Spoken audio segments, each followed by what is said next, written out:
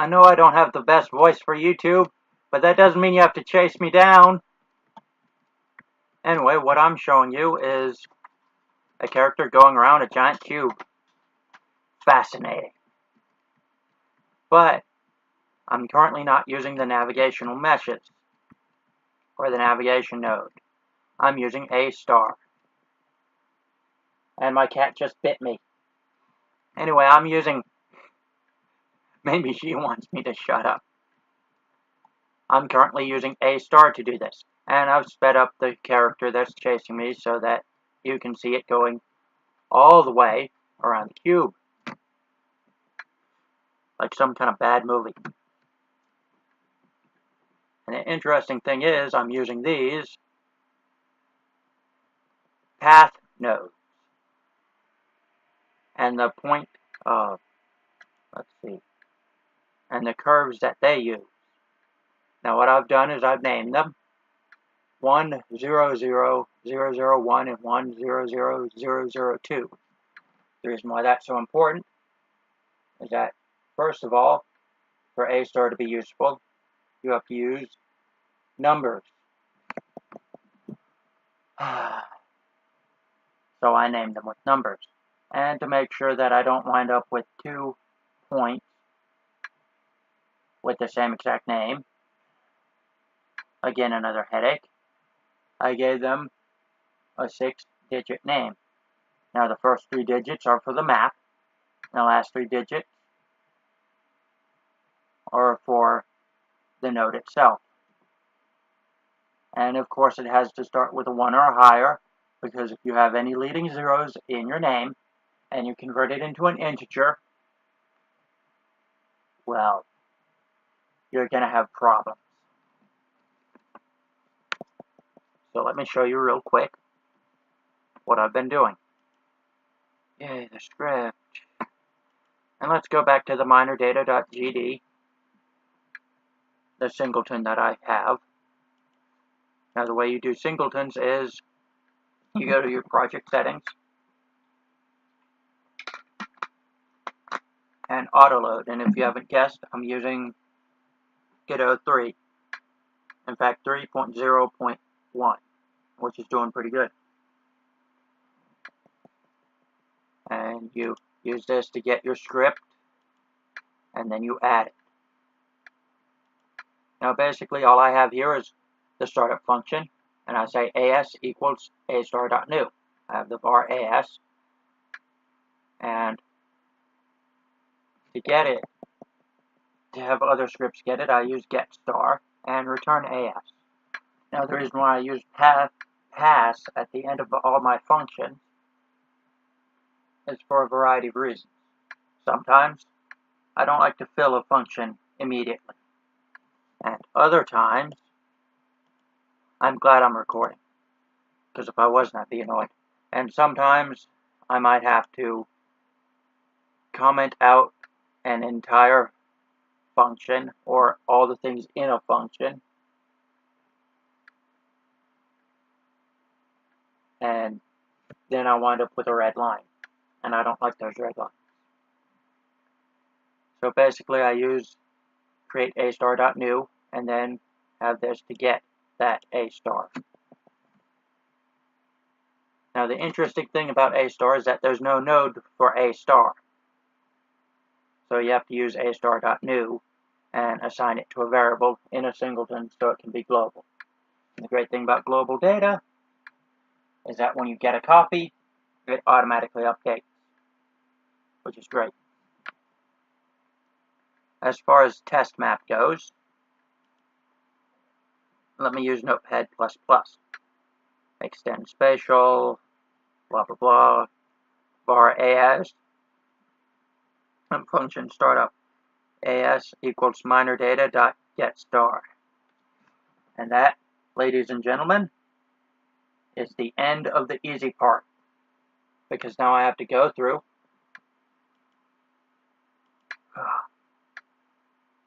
and get each one of these. Now, each one of these nodes have the group StarNav, but this one has the group loopback. And that's how I get a circular thing here. Now what I do is, I use the function setUpPath. Now, var nav points equals getTree.getNodes and group, star nav. Var connect points equals getTree.getNodes and group, connector. Those I use to connect the, well, basically it gets the last point of its parent node and connects it to the first point of any of its children nodes that are in the star nav group. This might take a while. For I and nav points, I get I global, or I get var I global equals I.getGlobalTransform.origin. And then I get the name, var I name equals I.getName. Var curve gets I.getCurve, var points equals curve.getPointCount. This is where things get interesting. For I in the range of points, var point num equals string I, or var pnum. Var point position equals curve.getPointPosition I. Okay, the point position is a local coordinate,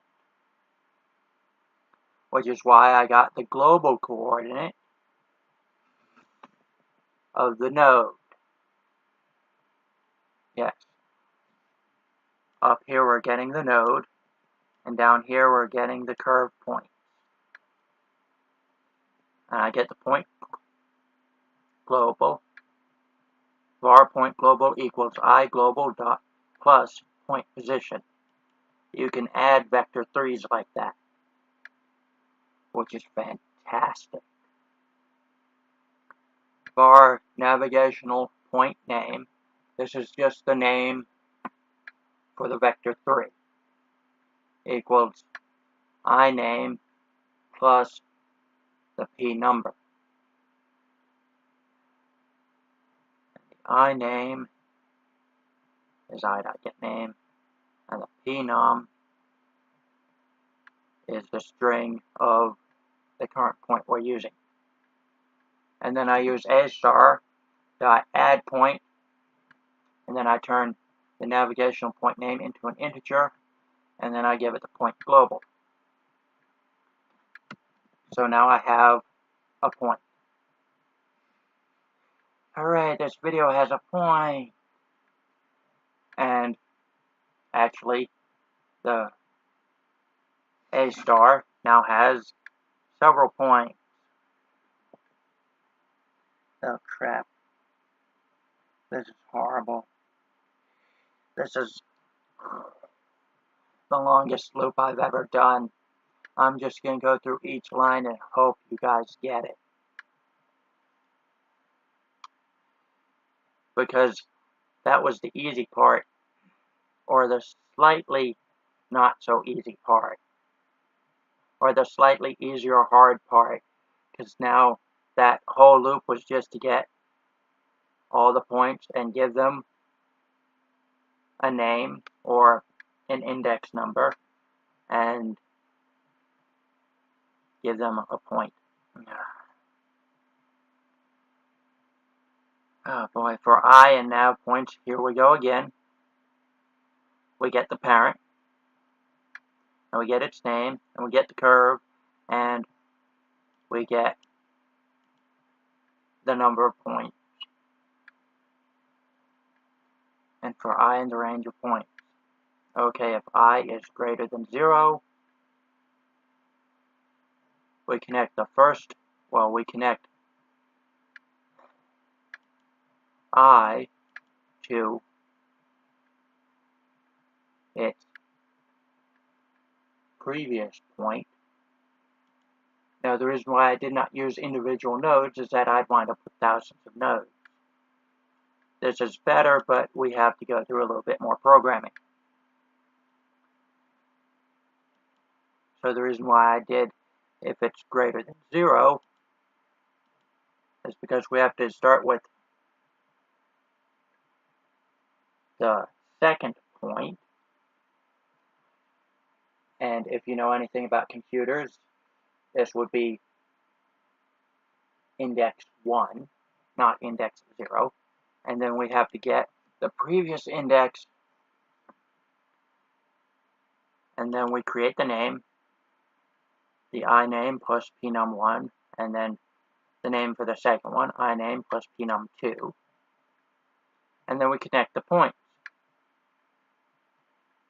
with the integer of the nav point name 1, the integer of the nav point name 2,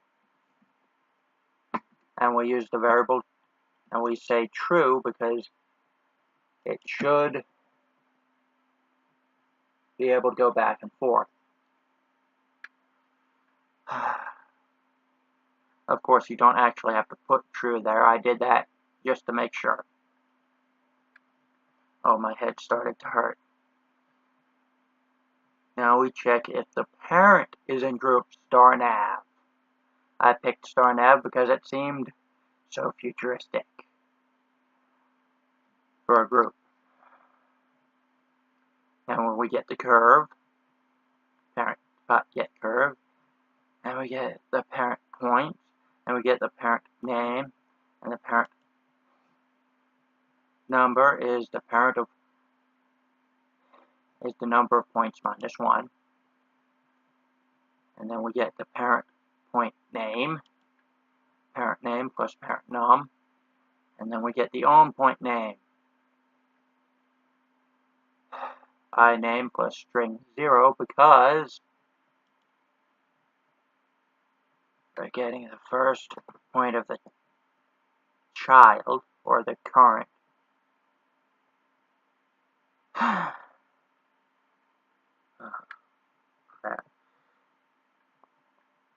The current path. We're getting the first point of the current path and connecting it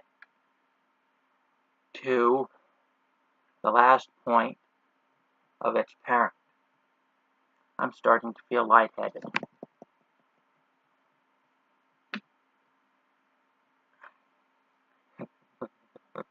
And now we check to see. And my cat's biting me some more. Stop that. Why are you chewing on my elbow? Even she hates my voice. Go away. Anyway, now we check to see if it's in the loop back. And I'm just going to make this brief and end everyone's misery. We're basically getting, okay, in the previous one we got the last point of the parent to the first point of the child. Now we're getting the last point of the child and connecting it to the first point of the parent.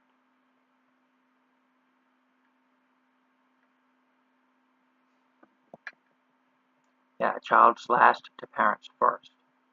Var p name, parent get name, var p curve, parent get curve, var p parent points equals parent curve get point count, var p num equals string 0, var parent point name equals parent's name plus parent num, var own point name equals iname plus string point minus 1, ask dot connect point integer parent point name integer own point name true. Now the reason why I'm constantly redoing these variables is because of scope. Yeah, he was an annoying, long-winded character in the Alienators cartoon, much like this tutorial. I sure hope you guys get this.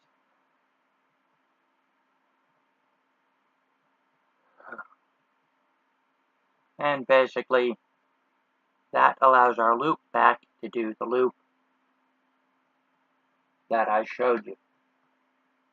And now we're doing for I and connect points. This is pretty simple because all we're doing is we're getting the family, we're getting the children, and we're getting the parent, checking to see if the parent is in the star nav. And for ion range family, we check to see if it's in the group star nav. And then we get our connect point. No, we get the child's name, its curve, its points, and then we get the parent name, the parent curve, the parent points, the parent number equals the parent points minus 1. Parent point name, on point name equals I name plus string 0, and we pretty much take the last point of the parent and connect it to the first point of all the children. Now the reason why we do this is in case you want to create a bunch of smaller maps with their own navigations and then bring them into a bigger map and use a connector to connect them.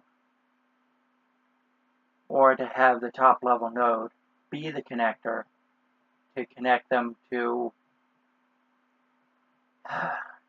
whatever path you decide to make them a child of. Hey, look at that. It's the past. We're finally through this. And this is just to test a point. Because at some point, I'm starting to hate the word point, I had the number 2 where I should have had an I. I know you've all done something similar. Now we do start up, and then we set up the path. We're not done yet. Because here we have the starbot, the character that's going around the circle, chasing.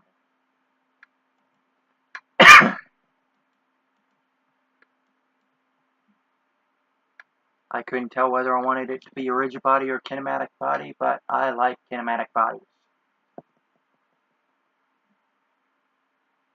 Our target equals null. That'll be important in a bit. Var target node, var AS, var path equals null. Now the great thing about AStar is that you can get a vector 3 somewhere and check for the closest point. So in startup we get the target node, and we get tree, get nodes and group, and we get the player, and we get 0. Funny thing, in another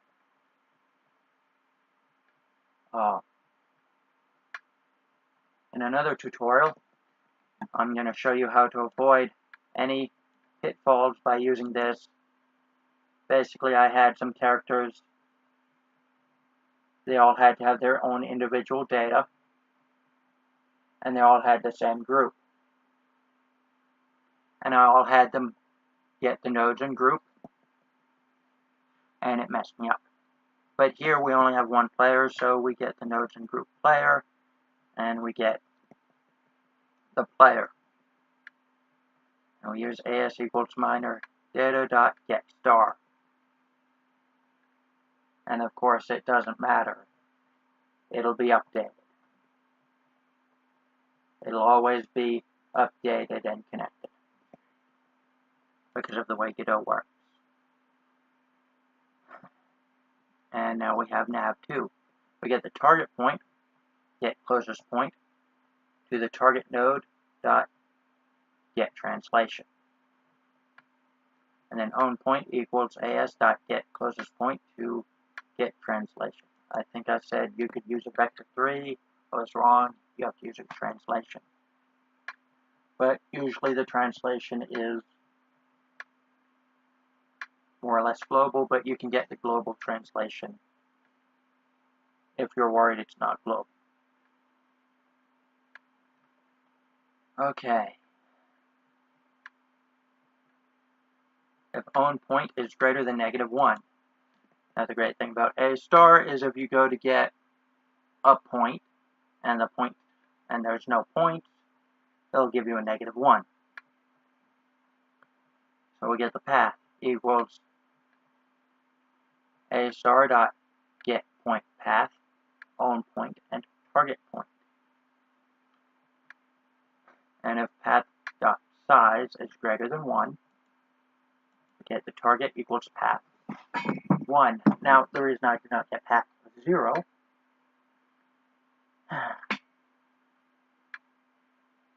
is because then we'd be stuck at the same node, or at the same point that we were at when we started, and would never update. So by getting path 1, we're constantly moving forward. Now this is the reason why in my paths, in their curves, I had numerous points. You want that, especially around corners and through straightaways. And this is another great reason why I'm using the path, because if I don't have enough, I can add more. If I have too many, I can remove them. And the miraculous thing is, it doesn't completely mess everything up the way using individual nodes would have. And we use the move out function. Okay, move out function. If target does not equal null, which means Houston, we have a target. We're getting the distance from the target. We get the position.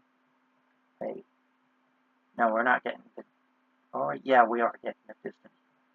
Our position equals get global transform.origin. This is just in case you want a vector 3, a global vector 3, and you're not entirely sure if the character is attached to a node that's attached to a node that's slightly off center. That happens, and it's annoying. And then we get the I point vector 3. Target 0, position 1, target 2. Now, the reason why I did it this way is that I want to get my character's global vector 3 Y position and use it in the point that I'm going to be looking at later. If you don't do this, your character at best will fly through the air, and at worst will look in all kinds of funky directions. This is important. Get your main character, the character that's tracking to your target, the character you're using,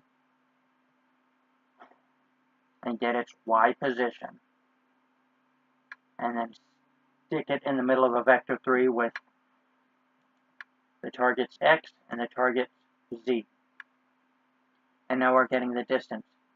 Get translation dot distance to the I point.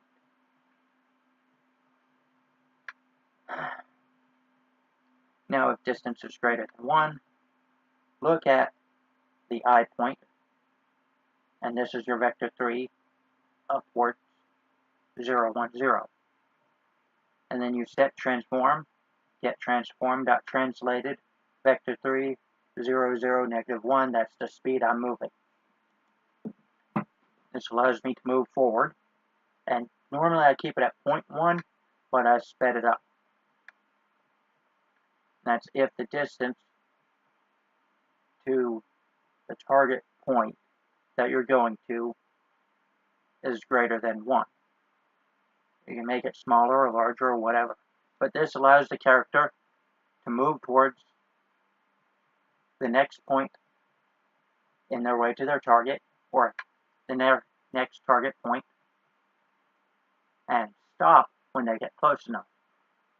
Now, of course, when they get to the last point in the path, I don't have them automatically switch over to whatever they're originally targeting, but you can do that. This is just to make sure that the character goes from point to point. Now this is checks to see if the kinematic character is on the floor. If it's not on the floor, I move and slide it downwards. It's kind of like a really cheap falling thing. Normally I'd be increasing the Y by a certain amount. And that's pretty much it. In the process function, you nav to, and in the function ready, you put in startup and nav to. Hopefully, you guys got that, and I might put these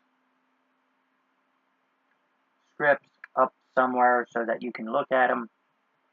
And if you like this video, leave a like. If you want to see more, subscribe.